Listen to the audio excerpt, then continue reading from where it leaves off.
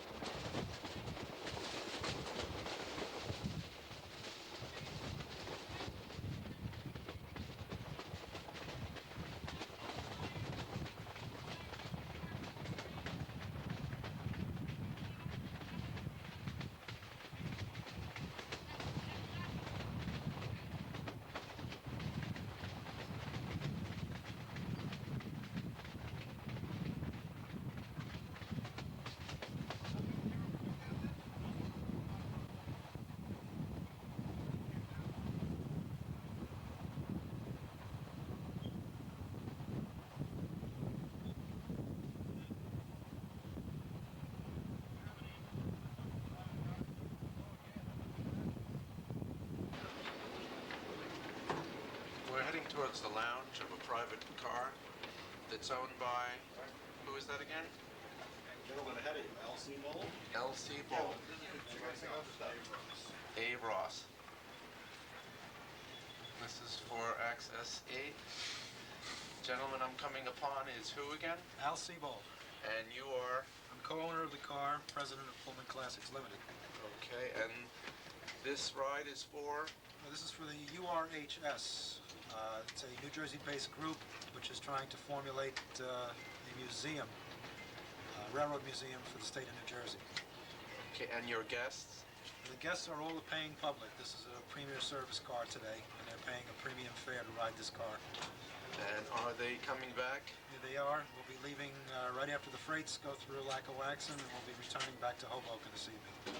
Okay, thank you. I'm just going to peek on. Go right ahead. It's not that easy sometimes. Very private car.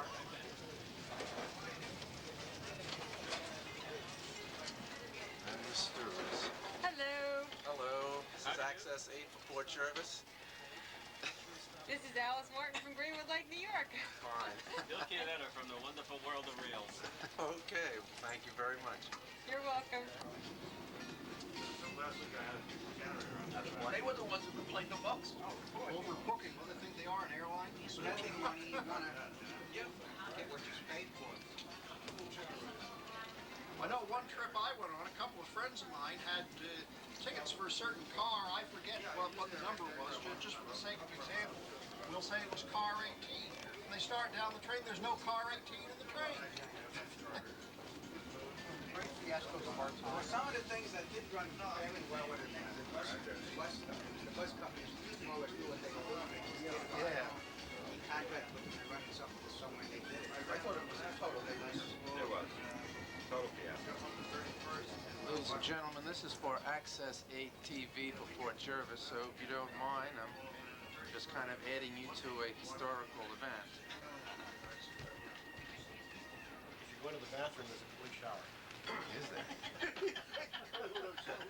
And how old is this car? 42 years. Built in 1949. 1949. And who's the maker? It was manufactured by Pullman Standard. And you're saying that there is a bathroom and a shower? Through that mirror is the bathroom for this private bedroom, and it has a shower in it. To the left.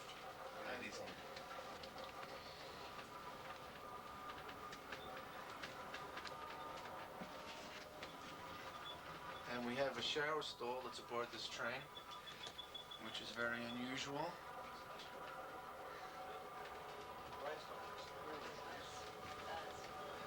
And this is also another private little car with some people that are enjoying today's ride. Only yourself.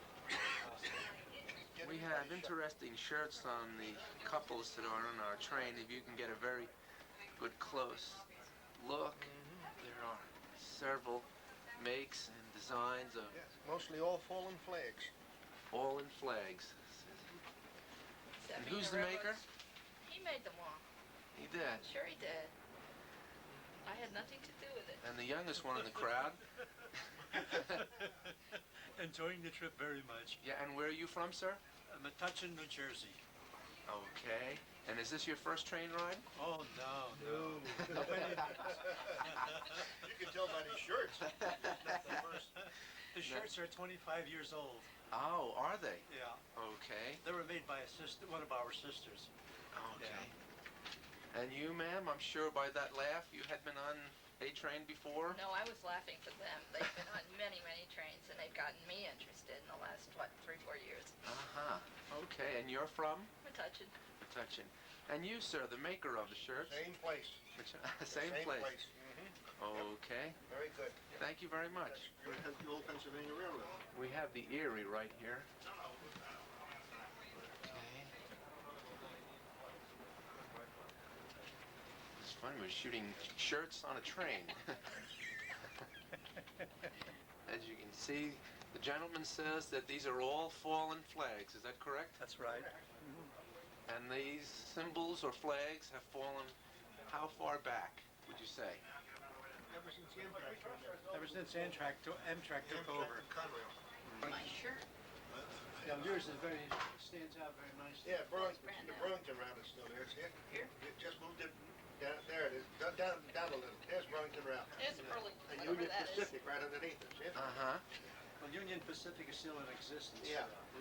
Now, are you affiliated with any train service or had been? No, we're just railroad buffs. Okay. That's all. And We that- enjoy train riding. Oh, yes. And you too, sir? Is that yours? Same difference. Your love? Just the buff. Just the the buff. railroad buff. Okay. Yeah. Well, thank A you lot of very fun. much again. Oh, you're welcome.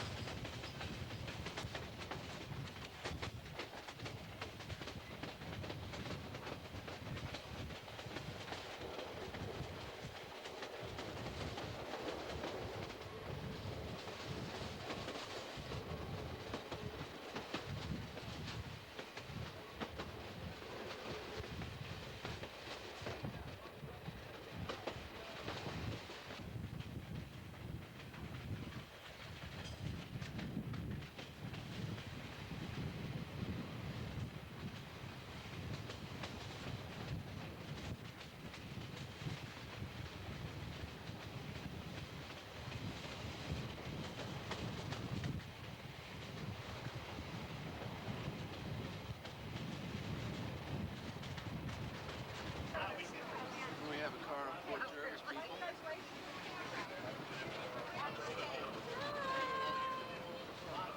Some Fort Jervis people just give me a wave for accessing. Here we are.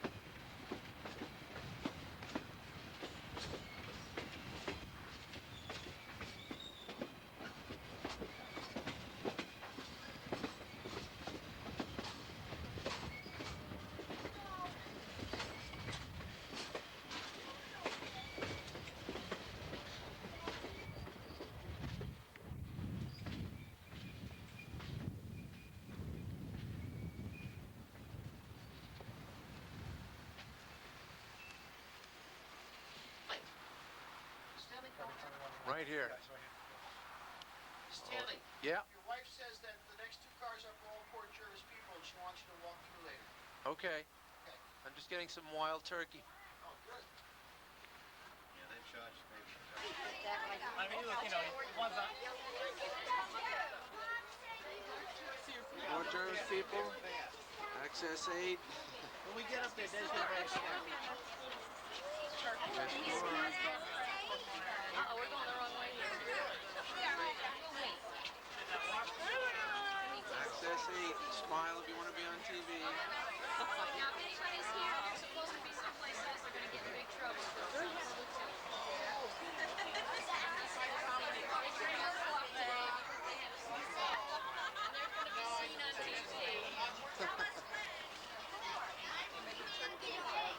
You gotta do.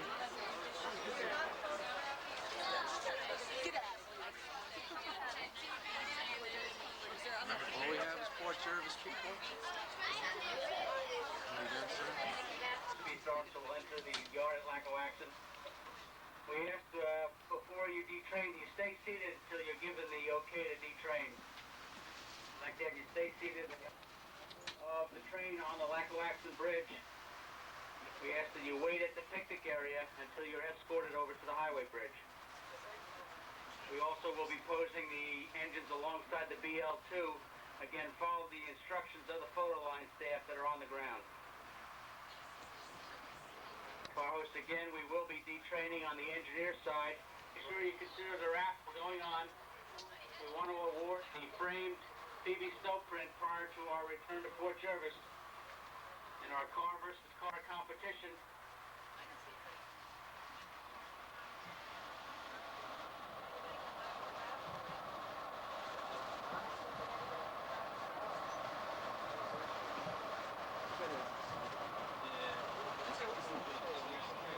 It is, yeah. You know what that? You know what did that? The rain drops all the way.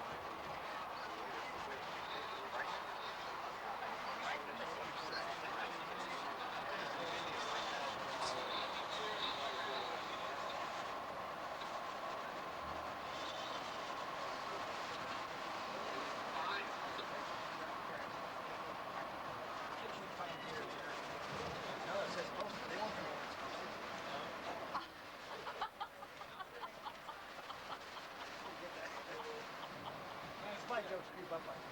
Take a really long time.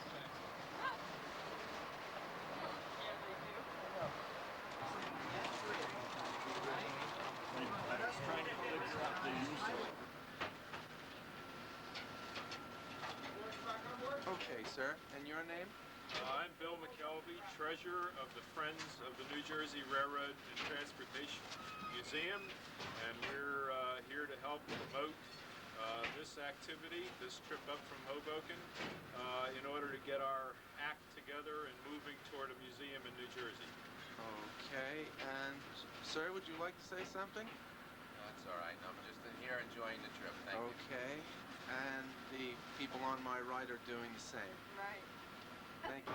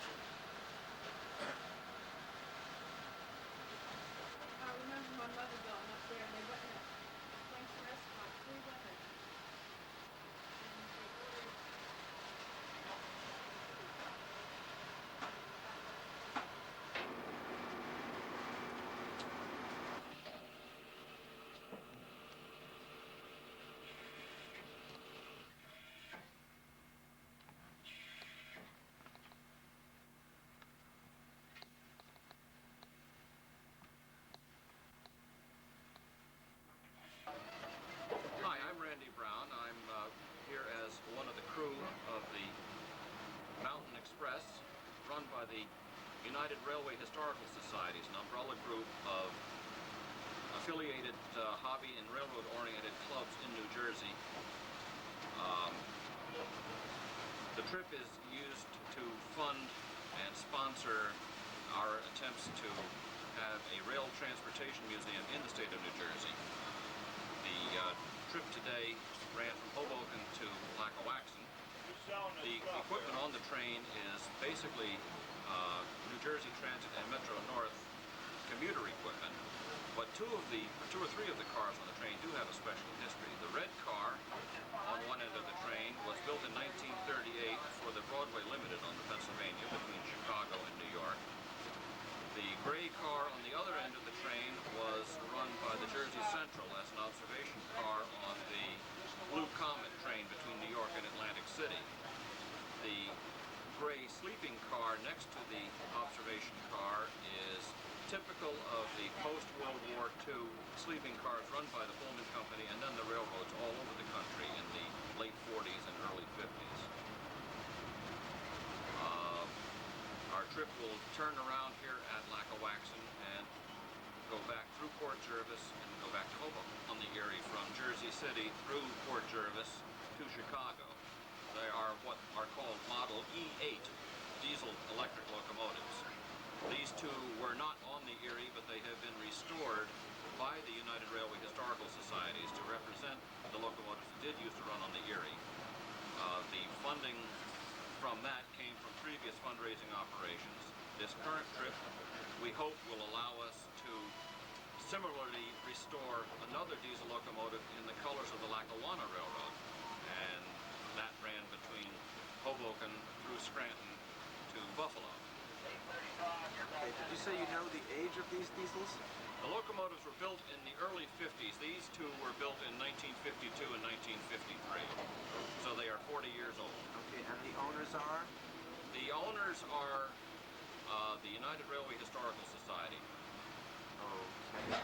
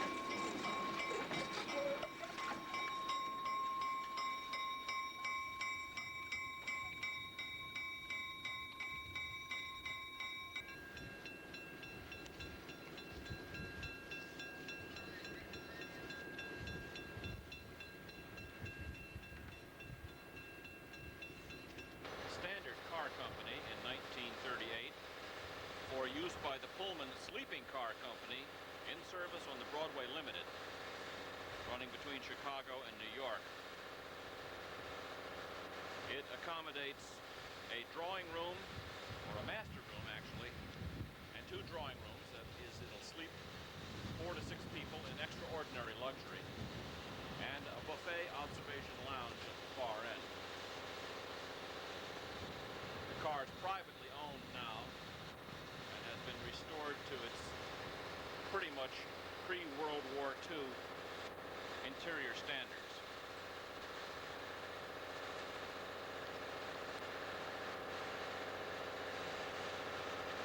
Thank you.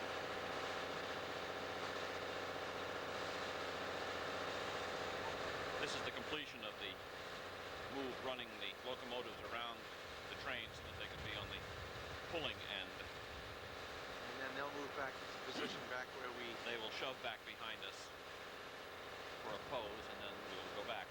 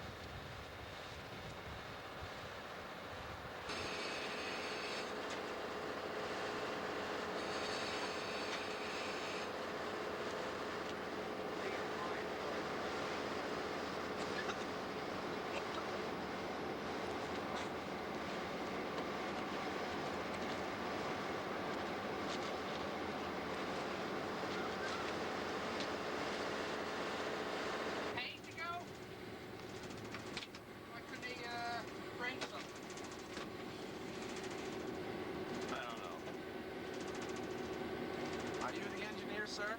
Hi. I'm not the engineer now. Okay. And Ortho speed indicator. There's your air gauges. There's your load meter, your wheel slip, PC. That's your Sanders. Your throttle, transmission lever. And it's with a reverser goes in, but the reverse is on the other end. This intercom, radio. Water cooler, cab signal display.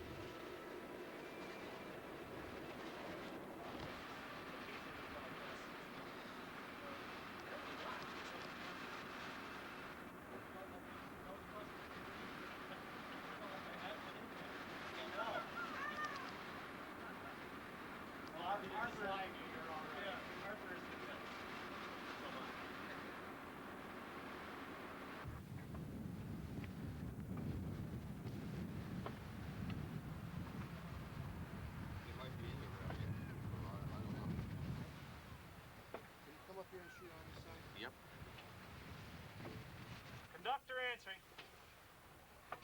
Fred, we're gonna go down and close up and run the OIBU. Okay, that's for Roger. 834, give a loud blast on your horn, please.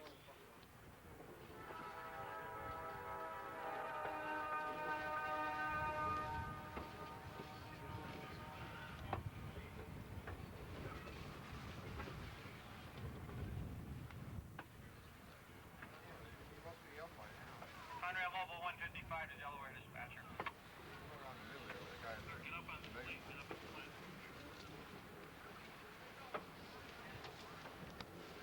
You still have to be checked by the guy just to make sure, just for insurance-wise and everything else.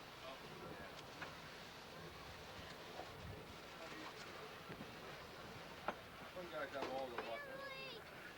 I'm gonna have to get off here and just try to spot this up and watch behind us. Conductor SPL 301, any of the transit personnel on the train, over?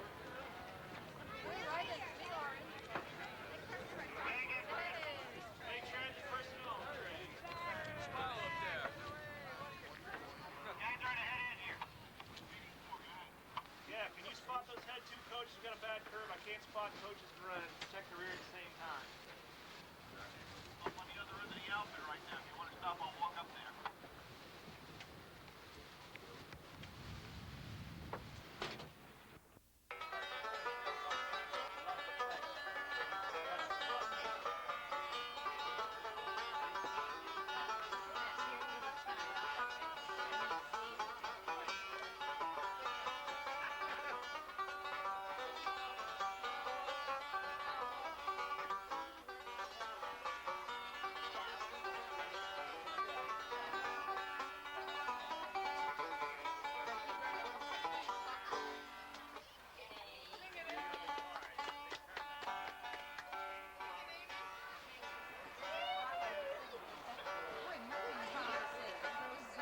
Oh, she's sitting here now? I want a copy of this. Don't do that. Not me. Okay, we have here a member of the Fort Jervis. What? Who else? Look at that, Access 8 people.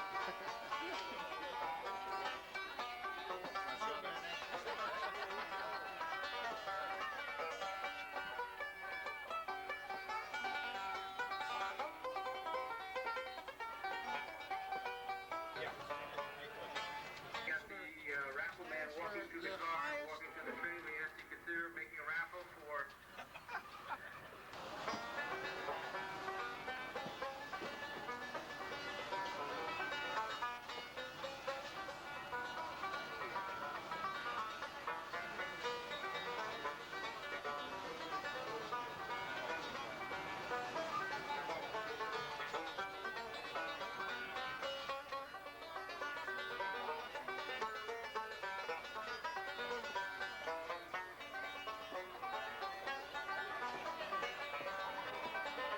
You're the happiest soul in this whole train, you know that?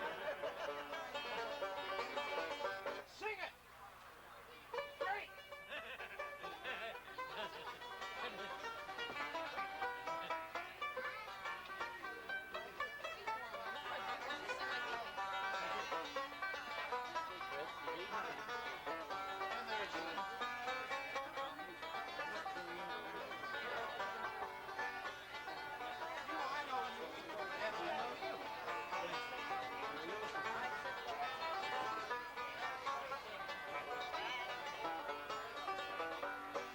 Hey, Stan, look at here. Look at that, Access 8 material.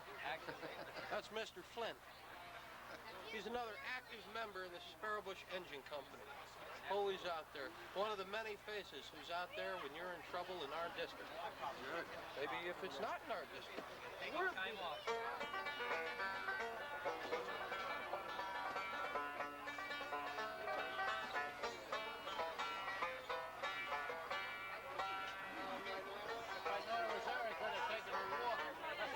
By there, and I got a postcard of that. Don't we get a check? You might be able to say it after the match. Big screen.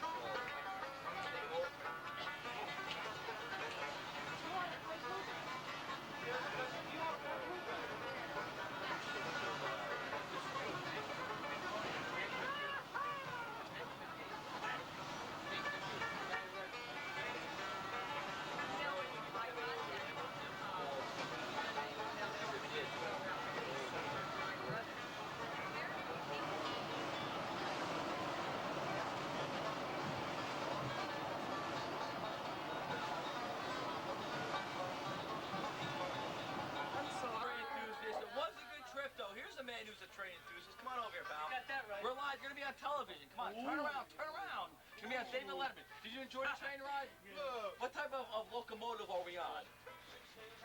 E8. See, he knows more than me.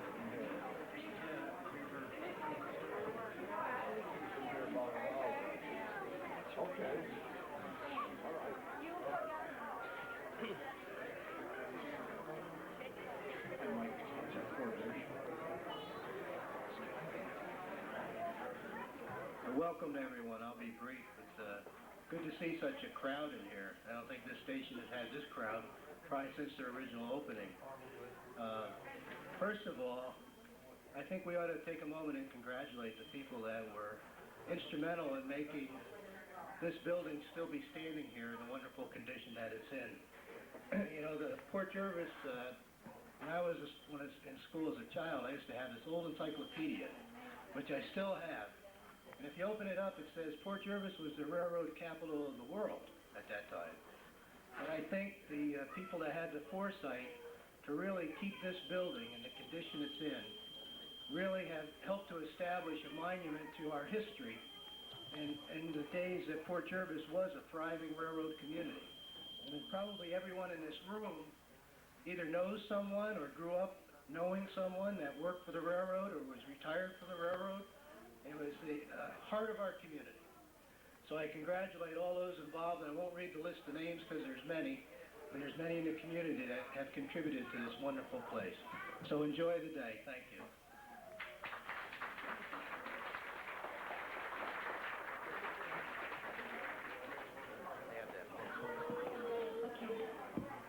Thank you, Mayor Warden.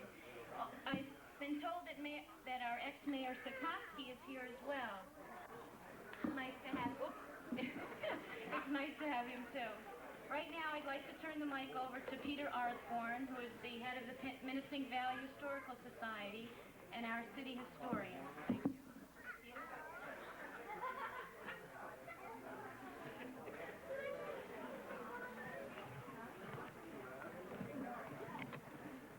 Thank you all for coming today. I said to Patty maybe 50 or 60 people, but it's a pleasure to have you all here. Thank you, all of our guests who have come to, former mayors, council people that are on the council now. I see Rex Rand just walked in. It is nice to have everyone here. And I hope that you like our great museum room. It's a great place. I've always loved it myself. It's an honor certainly to be here and deliver this presentation on the 100th birthday of our magnificent old building here.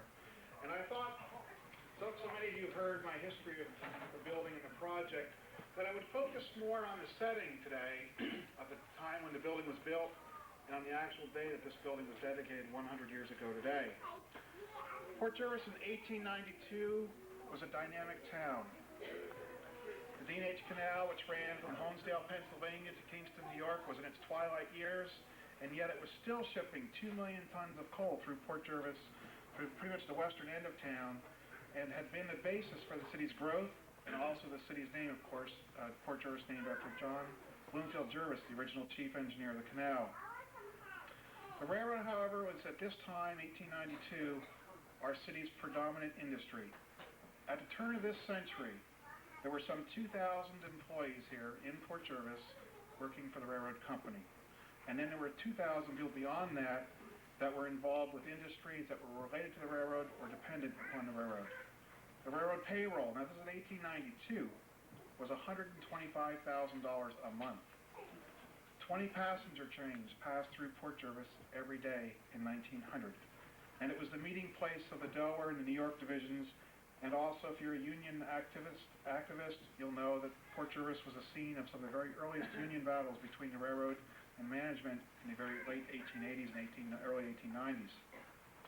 Port Jervis in 1892, when they opened the doors to this building, considered itself a modern city. It took great pride in its affairs, and Port Jervis was entering, as many cities were around the country, a gilded age of its own. It vied with Newburgh and Middletown to be the leading city in Orange County, and it was certainly the leading city in the western Orange County region, eastern Pike, and southern Sullivan County. It was, interestingly enough, as it is even to this day, a major tourism center, as the railroad connected from here into the Catskills, the Monticello region, and the surrounding resorts as well. It was an industrial center. In 1907, there were some 82 major industries here in the city of Port Jervis. And the two biggest of those were the glass houses and the stove and the metal manufacturers, the Swinton Stove Company, and of course the Gilder Glass Company, and the Elks or the Brock's glass houses as well. In fact, Swinton stoves were famous throughout the world, and of course came here from Port Jervis. 75% of our present housing stock in the city of Port Jervis and commercial housing stock was created during this time, during the 1880s, 1890s, and 19-teens. And most of the buildings that were built in our city at that time, both commercial and residential, are very much like this building. That is the pattern of Queen Anne style, and also other Victorian styles as well, but Queen Anne especially dominated during that time. Very fanciful. We always talk about the gingerbread on old buildings. Well, that was the style that was very popular at this time. And in fact, during this Gilded Age, from about 1880 to 1925, the finest buildings were built in the city of Port Jervis, including the Farnham Building, which is now gone on Pike Street, the Elks Building, the Port Jervis Free Library, this building, the Port Jervis Post Office, and the YMCA, and any number of residences. And so when you look at the assessment records for our city today, you find incredible large numbers of buildings that were built prior to 1939 that still stand in our city. It was a city that was beautifully landscaped. When you see old pictures of our city at that time, every street was tree-lined. Laurel Grove Cemetery, which was created in 1857, was considered by one authority to be the prettiest cemetery in all of Orange County. And it was on the wave of a new thinking in cemeteries. The cemetery should not just be a resting place for the dead, but also a recreational kind of a place where there were park benches where horses and carriages could ride through and people could take in the beauty of the landscape. One of my favorite themes from this period is the fact that in 1892, Port Jervis was home to one of America's greatest 19th century writers, Stephen Crane. Stephen Crane, of course, is known most for his writing of The Red Badge of Courage. But in 1892, at that moment, he had just failed out of college and had come back to Port Jervis and was now writing in local magazines and newspapers, also in New York City magazines and newspapers. And in 1892, just several days after this building was opened, he began to publish a series of articles that ultimately became known as the Sullivan County Sketches, which were stories about his hunting trips up at the Hartwood Club in Sullivan County, town of Horaceburg. Within 3 years, from the day of the opening of this building, he will write his most famous work, The Red Badge of Courage. He oftentimes came in this room that you're sitting in right here, right now. It was the first realistic novel written about Civil War experiences, and it was all written here in Port Jervis, at Orange Square, where he interviewed Civil War veterans, and it was also written actually at his brother Will's house, which is on East Main Street. The Carnegie Library was built here in Port Jervis in 1903, the Port Jervis Free Library. It is, to my knowledge, the only Carnegie Library in all of Orange County. Mr. Carnegie gave some $40 million to 1,800 cities across America to build libraries during what was called one of America's greatest philanthropies. The Minisink Valley Historical Society, of which I am the director, was formed. This is what's most amazing about this. There were only 38 cities in our great nation in 1892 that had electric, and we were one of them. Port Jervis, the depot here is a curious side to that. At the time, gas was the most popular utility, of course, and most houses were equipped with gas lights. When we did all the work on this room, we found that on every single wall where there were electric fixtures, or had been, there were also gas lines, which meant to me that the Erie Railroad didn't trust the electric and had run gas right alongside, just to be sure. Our telephone company, organized in 1898, and in that year alone, there were 420 people who had a phone. And the great criticism in the newspaper at that time was, who would want to spend that many dollars to talk to somebody on the other side of town over a wire when you could just as well go over and talk to them? Now today, of course, everybody has to have a phone no matter what.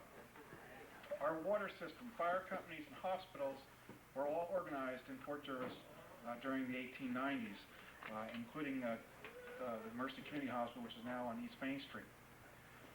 Don't mean to bore you with statistics, but to understand Port Jervis in the last years of the 19th century, you can understand it best by understanding the population statistics. In 1830, there are about 200 people living within what is now the city of Port Jervis. Less than 30 years later, there will be 2,500 people. In 1870, there will be 6,300. 1880, 8,600, and in 1890, just 2 years before this building was built, there are 9,000 people. 8 years after this building is built, we will have more than 10,500 people in the city limits of Port Jervis.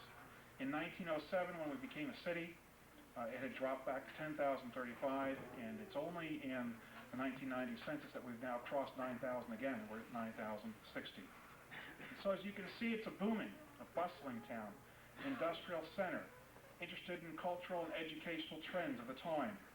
It's also during this period that this building was built, and really for so many years served as a nerve center of the city of Port Jervis. And so now at the end of 100 years, Janice and I were talking about how to, talk about this today, make a presentation. And she and I have had a long-running argument for the last 10 days because she thinks that the building was officially dedicated on February 6th, and says that I'm wrong in saying it was February 2nd. And then there are some historians who argue that it wasn't opened until June. So I will just, as all historians can do, we like to split hairs, I will go down all the critical moments here, and you can decide for yourself what you think is the major time that it was open. But let me say, though, that no matter what day you pick, the event of today and the event then was a week-long celebration that began, that really was a major monumental, certainly when the building was open, a major monumental event in our city's history.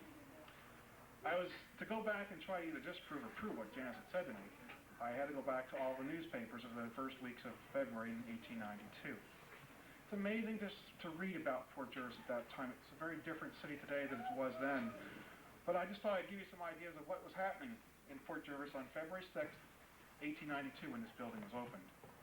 Billy Lester's Big Show was playing at Leeds Opera House. Ovid Musin and his troupe was playing at the Presbyterian Church. He was known, as the advertisement claimed, as the Wizard of the Bow. There was an author's reading at the Reformed Church by Mrs. Kate Douglas Wiggin. And later this month, in a theme that still runs with us even to this moment, Dr. A.F. Schaufler would give his illustrated lecture that was entitled Ruin and Reform in New York City at the Presbyterian Church. Prices, and ladies, you'll probably be more familiar with these than I was, but fine sugar syrup could be bought for 40 cents a gallon. 25 nice Valencia oranges for a quarter. There was an item in Laidley's drugstore called Toothache Stop, and it would cure your toothache in 1 minute for 15 cents. Mrs. H.O. Rosencrantz from 154 East Main Street had a help wanted ad in the paper, and she, and this is, I quote, I don't want anybody to think that I'm a sexist person, says, a confident girl who understands housework. That's what she wanted. The Tri-State, or actually, I'm sorry, Union Gazette, it's the Tri-State Gazette now, was 10 cents a week, $5 a year. I don't know what, I think it's 35 or 40 cents an issue now. A decorated set of 100 pieces of dishware, $8.44. Ladies, you could have a pair of shoes, nice shoes I might add, for $3. Men, an overcoat could be had for $10. And curiously enough, I was really amazed at this price. A leather-bound Webster's Dictionary was $9.50, which just seems like an awful lot of money for that time, but nonetheless it was. So the day, February 6th, if you take that as the day, 1892, that day it was threatening of rain or snow. It was a Saturday, but it was probably colder than what it had been the last few days. In terms of the official opening on that day and what the banner headlines were in the local newspaper, Sammy Cuddeback, the son of Cornelius Elton Cuddeback, one of our city's most prominent members of the community, was skating on the Dean H. Canal and caught his skate in a crack and fractured a bone in his right forearm. Front page news. And right next to this is another little major debate at that time that was happening in the state. And it was the state legislature was debating a bill that would make it lawful to sell liquor at any of its regularly licensed stores in the state on Sundays after 1 o'clock. Since this was a Saturday newspaper, if you were interested in what your church minister or your minister was going to preach the next day, if you went down to the YMCA, you could know that the sermon was going to be entitled Sure Retribution. If you were going to the Presbyterian Church, the sermon was How to Win the Masses. And if you were a Methodist, you were sure to hear the duties of citizens to church and state. Whenever you read the newspapers of this period, there are, in almost every edition, there are reports of injuries. And on this particular day, that is February 6th, one person was killed outside of Port Jervis on the railroad. Another man over in Maybrook had been hit and lost his arm when he leaned out of a train, out of an engine, and his arm was taken off by a mail hook. And if you know, they used to have the mail hooks with the mail bags hanging on them. That was all on every stop of the way, and so this fellow had leaned out too far, and his arm was taken off by the mail hook. As for the day itself and for the depot, it had this wonderful title. And it was really, for those of you who were here last year and a half ago when we dedicated the building, you'll remember me saying this as well, but the headline was, "The depot was finished. It is a credit to the company," that is the Erie Railroad Company, "and a decided ornament to the city of Port Jervis." At the time, it was also considered to be, and this is their quote, "not mine, handsomest depot between Jersey City and Buffalo." As you read the article, it's interesting. It said that the work that had been done by the contractors was good. I think as you look around our room here, you can see that. Certainly, we duplicated what they had done earlier. The work was completed, however, on February 6th, and the keys were turned over to the Erie Railroad officials, which makes people think that that was the day that the building was dedicated. There was no public ceremony. There was no gathering of people like there is here today. The keys simply were turned over to the Erie Company by the contracting firm of Grattans and Jennings, which was from Buffalo. And if you read the paper a few days before that, you'll find on February 2nd, there was an article in there that said the depot was done. And on February 4th, there was another article that said go down and see the depot because it looks pretty good. However, curiously enough, as big as this building is, as you stand on it, look at it from the outside, it was criticized even in that newspaper article for not being big enough for what it was designed for. And it was, for example, there were no provisions made for two railroad officials who should have been here. That is, men who were working in the railroad company, management people. There was no room set aside for them.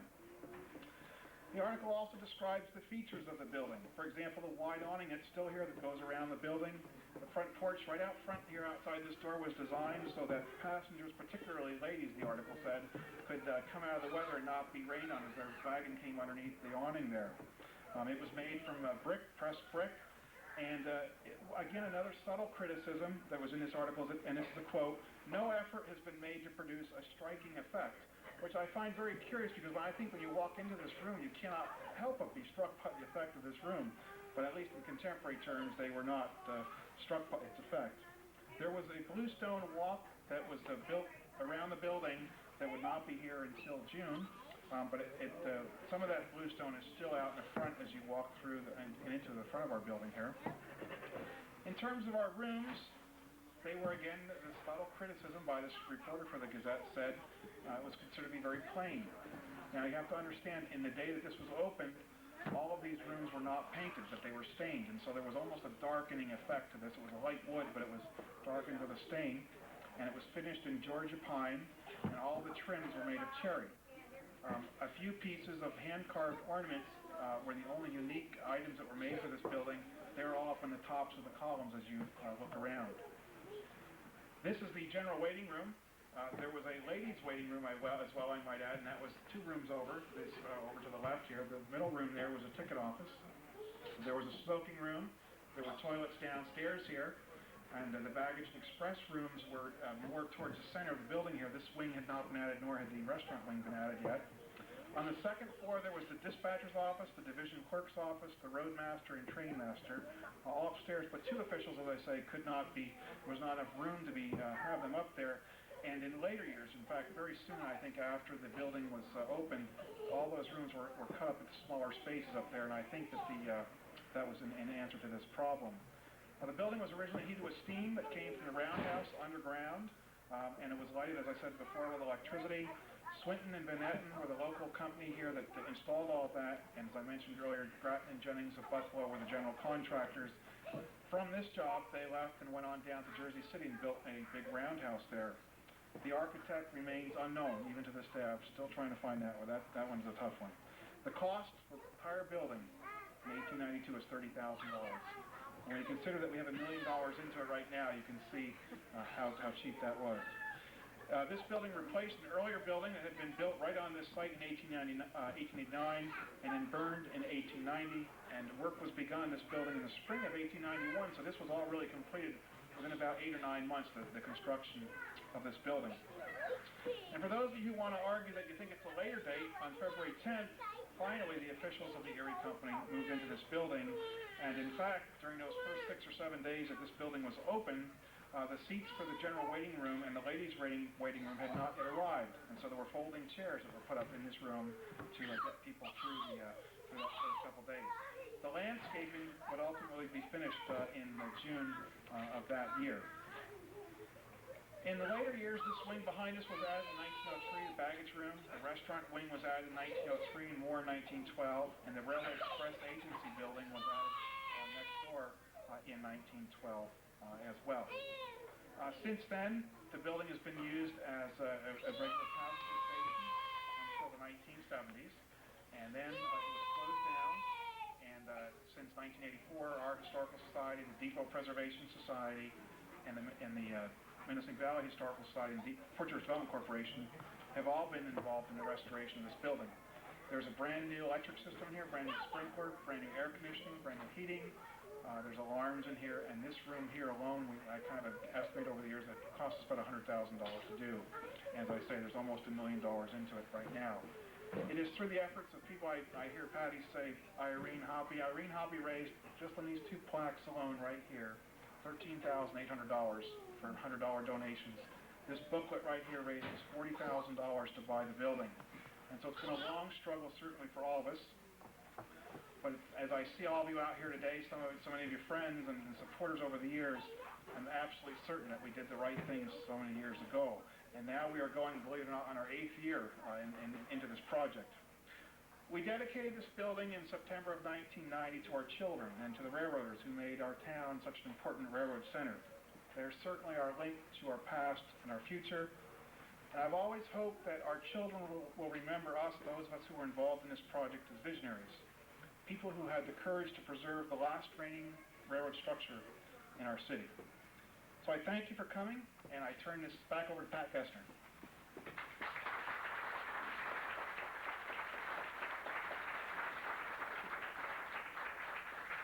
Thank you, Peter. That was great. Well, I think the time has come for us to sing happy birthday to this glorious building. So if our music would, I hope you're all in good singing form now. And I don't want Ready? Then we can eat. Okay. And maybe if the children could make their way towards the table, maybe we'd have the children blow the candles out for us. How about that?